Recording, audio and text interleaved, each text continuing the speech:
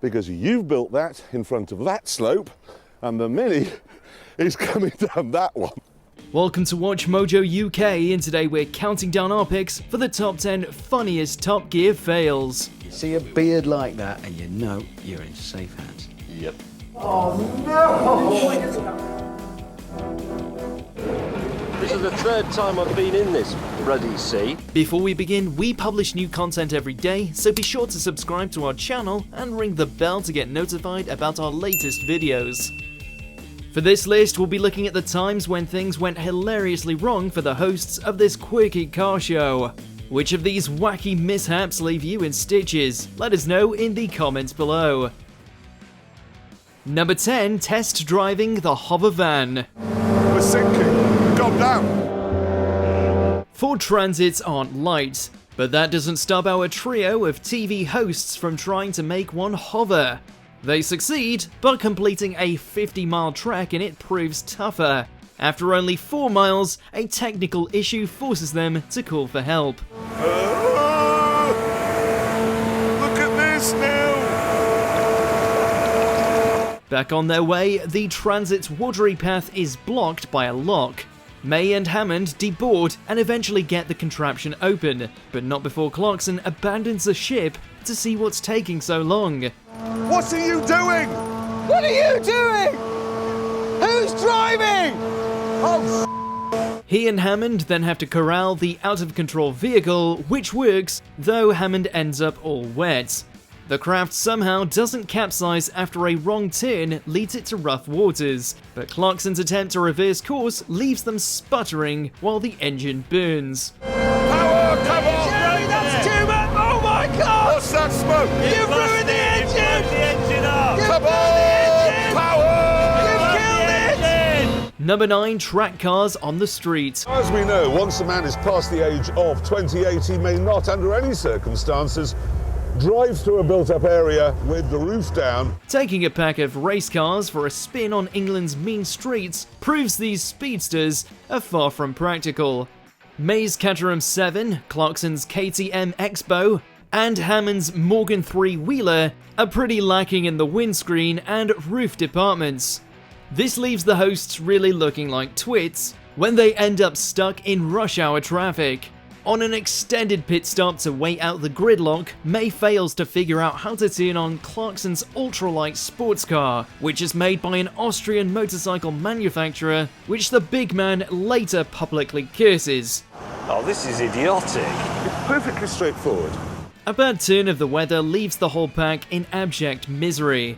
Even after they buy new outfits, goggles, and other face protection, their ride remains a bloody awful slog. It's hurting my face! It's agony! Ow! Ow! Ow! Ow! Number 8, catching a ferry. Clarkson really runs a Renault Sport Twingo 133 through its paces on a visit to Belfast.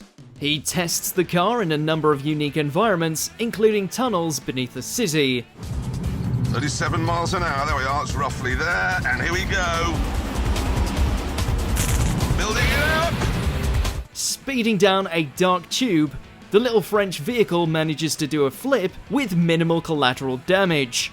Above ground, Clarkson loads actor Ross Kemp into the boot before testing the vehicle's handling on an ice rink until a bunch of ice hockey players grow impatient.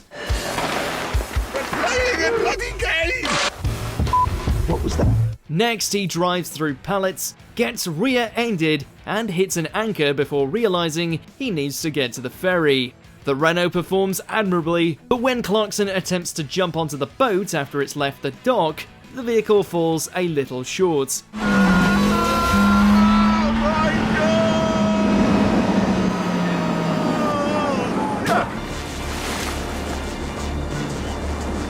Number 7, Fenton, the off-road mobility scooter. Go! Yeah! Yes! The three motorheads face off against a triumvirate of wounded veterans in an off-road wheelchair race for the ages. Since the hosts get to modify their mobility scooters, it seems like this competition will be a blowout in favour of the TV stars. However, once the race starts, this assumption is quickly proven erroneous. This is a teamwork now, isn't it? Yeah, we're actually doing teamwork. May's ride is severely underpowered. Hammond valiantly tows his teammate for a bit, but soon he and Clarkson abandon their friend in a somewhat less gallant moment. Clarkson's Frankenstein scooter doesn't fare much better.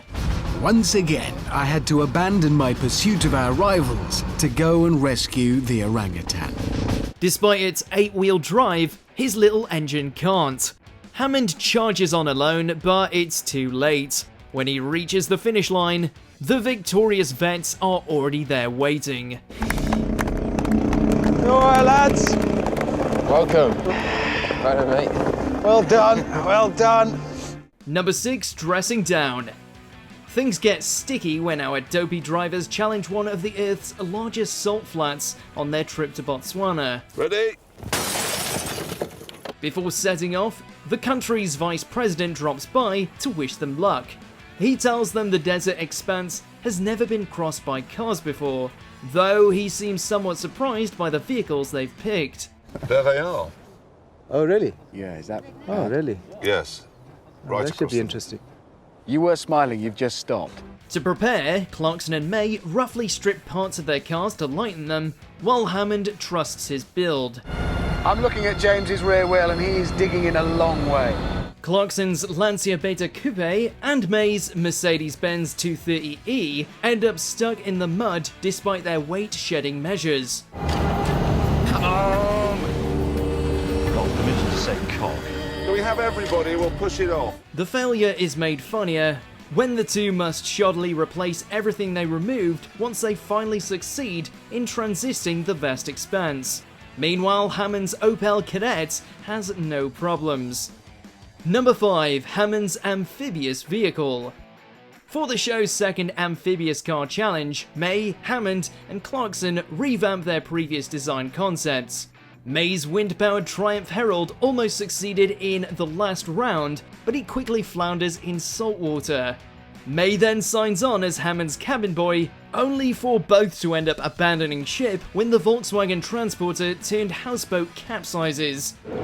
This is the third time I've been in this ruddy sea. Yeah, technically it wasn't my fault. These are both side-splitting facepalms, but Clarkson's Nissan Navara, buoyed by oil drums, proves more than seaworthy. Captain, about 110 knots. 110 now. Yeah. What's that in miles an hour? 140? 125. After politely saving his co-hosts, the crew of 3 attempted to beat billionaire Richard Branson's 2004 record for the fastest time across the English Channel in an amphibious vehicle. Shipping traffic and other obstacles thwart this aim, but they succeed in making it to a sunny beach in France. Ready, 1 hour, 40 minutes coming up now. We failed! Number 4, Bashed Up Caravans. Clarkson and May conduct an off-road race which leaves them and their caravans in pieces. They reviewed the whole class of vehicles known as crossover SUVs, CUVs, or soft-roaders.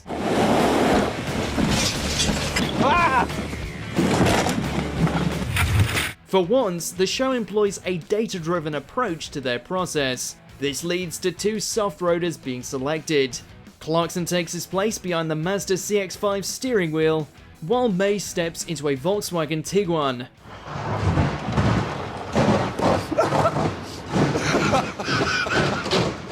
With caravans hitched up, the Rough Riders proceed to utterly destroy their towable homes away from home. This disastrous bust is painful to watch, but the 2 hosts have such a good laugh about the whole thing that it kind of feels worth it. I claim a moral victory. Why a moral victory? I've still got a caravan. Well, not really. You haven't got a wheel. Where's the wheel Well, what's that? Number 3, Clarkson's Bolivian Blunder. Boys. Cars.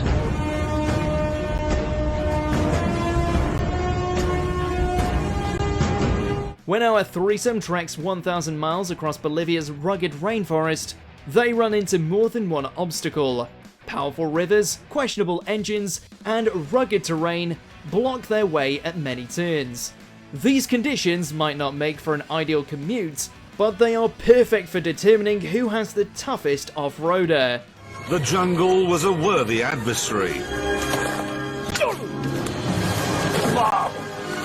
May opts for a Suzuki Jimmy, while Hammond goes for a Toyota Land Cruiser. Clarkson shows more national pride by going with a Range Rover, though it turns out much of the vehicle's innards may be something else entirely. Missing, broken, Yeah. your fault. Because I have been forging a path through this stuff, bamboo has gone into it, broken my fan, and now my engine's overheating. Still, even the toughest set of wheels can't protect from user error. Case in point, a cocky Clarkson gets stuck in an embarrassingly stupid position when he insists on charging over a steep embankment. Oh, no. Oh, brilliant. Yeah, so you're now stuck in a hole. Just look at this. Just... Number 2, the Winter Olympics mini jump. Yeah, it's Jeremy Clarkson here from Top Gear, and I need some rockets. In this battle of man versus machine, humanity wins out against the big brains at Top Gear. The team is tasked with making a 1986 Mini fly further than a skier off an Olympic ski jump slope in Lillehammer, Norway. The problem is that the little car's wheels are more or less useless on the icy track, as May explains to his dumbfounded colleagues. To get around this, they enlist the help of the UK Rocketry Association, or UKRA. 3, 2, 1, initiate. This help enables them to rig the Mini with skis for stability and 1.5 tons of explosive thrust. Their little flying car doesn't quite get its wings, falling short over the distance set by the cold weather athletes, but it does put on a good show.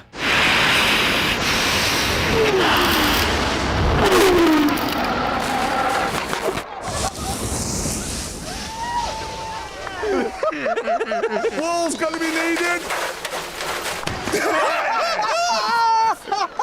Number 1, the Reliant Robin rocket. Right, gentlemen, what we want from you is the most difficult type of space rocket, a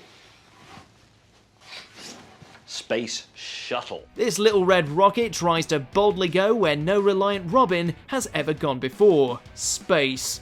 May and Hammond attempt to prove the feasibility of turning Reliant Robins into reusable spaceships. While not actually hitting the stratosphere, the plan is to fly a Robin to a height of several thousand feet and then remotely pilot it to the ground. The help of UKRA is enlisted, but they initially scoff at the feasibility of such a ridiculous endeavour.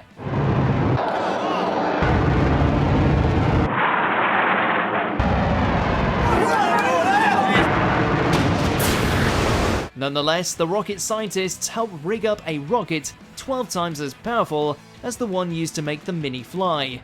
They succeed in lifting off, but in the end, a failure to separate results in an explosive loss to Albion's future in the stars.